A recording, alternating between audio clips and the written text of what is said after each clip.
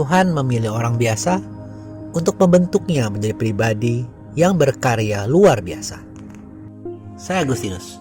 Selamat datang pada channel Touching Heavens, tempat kita mengenal dan belajar kebenaran firman Tuhan dalam Alkitab. Pada Alkitab, membimbing hidup kepada Kristus. Like dan subscribe untuk membantu channel ini bertumbuh dan firman Tuhan semakin diwartakan. Selama 12 minggu, tepatnya di setiap hari Rabu, kita sudah membahas masing-masing pribadi dan teladan dari ke-12 Rasul Yesus. Mereka adalah Simon yang disebut Petrus, Andreas saudaranya, Yakobus anak Zebedeus, dan Yohanes saudaranya, Filipus, Bartolomeus, Thomas, Matius yang disebut juga Lewi, Yakobus anak Alfeus, Tadeus yang disebut juga Yudas, kemudian Simon orang Zelot, dan Yudas Iskariot. Nama-nama mereka ini dapat kita baca 3 kali dalam Injil dan sekali dalam Kisah Para Rasul, yaitu Matius 10 ayat 2-4, Markus 3 ayat 18-19, Lukas 6 ayat 13-16, dan Kisah Para Rasul bab 1 ayat 13. Dari Alkitab, kita dapat mengetahui sebagian dari pekerjaan mereka sebelum mengikuti Yesus sebagai para rasul. Simon Petrus, Andreas, Yakobus anak Zebedeus, dan Yohanes adalah nelayan. Filipus juga kemungkinan besar adalah seorang nelayan. Matius atau yang disebut Lewi dan Yakobus anak Alfeus adalah pemungut cukai.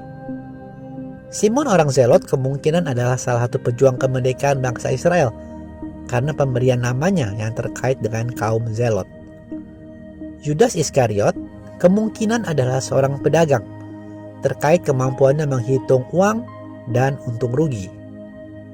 Namun Bartolomeus, Thomas, Tadeus, dan Yudas yang disebut juga Tadeus tidak dijelaskan latar belakangnya sebelum mengikuti Yesus.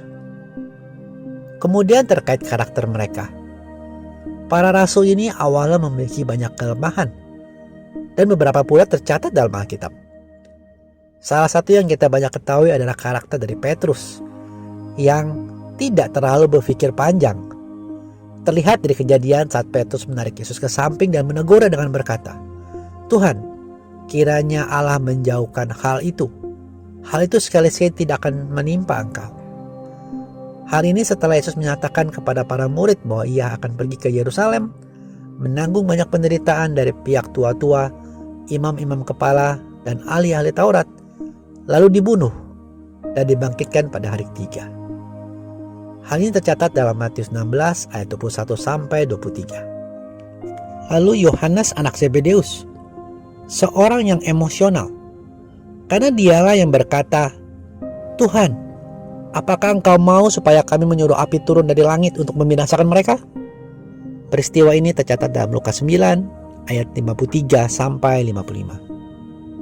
Juga Yohanes dan Yakobus hanya memikirkan kepentingan mereka sendiri terkait meminta ibu mereka agar Yesus memberikan tempat bagi mereka di sisi kanan dan kiri Yesus.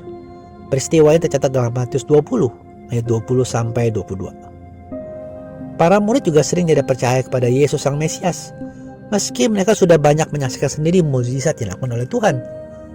Mereka masih sangat takut saat badai menerpa perahu mereka. Tercatat dalam Matius 8 ayat 23-27. Atau saat melihat Yesus berjalan di atas air, mereka ketakutan dan berseru, "Itu hantu." Tercatat dalam Matius 14 ayat 25-27. Dan peristiwa yang tercatat dalam Matius 26 ayat 56, saat semua murid terguncang imannya dan kabur meninggalkan Tuhan Yesus ketika Tuhan Yesus ditangkap di Taman Getsemani. Teman-teman, belajar dari kehidupan dan karakter para rasul ini, kita mengetahui bahwa mereka adalah manusia biasa, tidak sempurna, banyak kelemahan, banyak kesalahan. Namun satu hal yang paling penting yang mereka semua lakukan adalah mendengar panggilan Yesus dan mau mengikutinya. Inilah yang harus kita lakukan. Tidak bisa menunggu sampai waktu kita menjadi orang yang baik, sampai kita layak untuk Tuhan, atau menunggu sampai kita sudah tua? Waktunya adalah sekarang. Saat Anda mendengar panggilannya, mari kita ikuti dia. Karena penjumpaan dengan Kristus akan mengubahkan hidup dan karakter kita. Tuhan tidak berjanji mengikuti Dia, maka semua masalah dan penderitaan kita akan selesai, akan beres. Tidak. Tapi yang Tuhan janjikan adalah sukacita. Mari kita baca Yohanes 15 ayat 10-11 berikut ini. Jikalau kamu menuruti perintahku, kamu akan tinggal di dalam kasihku, seperti aku menuruti perintah Bapakku dan tinggal dalam kasihnya. Semuanya itu kukatakan kepadamu, supaya sukacita ada di dalam kamu, dan sukacitamu menjadi penuh. Sukacita adalah hal yang lebih besar daripada kebahagiaan. Karena kita bisa bahagia, mendapatkan uang, mendapatkan hadiah. Tapi sukacita adalah hasil dari kedamaian dan kepuasan batin. Dan kita bersukacita karena mendapatkan keselamatan dalam Kristus Yesus. Hal mengikut Yesus memang tidak mudah. Dan adalah perjalanan sepanjang hidup kita. Hari demi hari menyangkal keinginan diri, keinginan daging. Dan semakin memahami, menjalankan kehendak Allah dalam hidup kita. Namun inilah arti hidup yang sebenarnya, yaitu mencapai kepenuhan hidup seturut rencana Allah bagi hidupmu.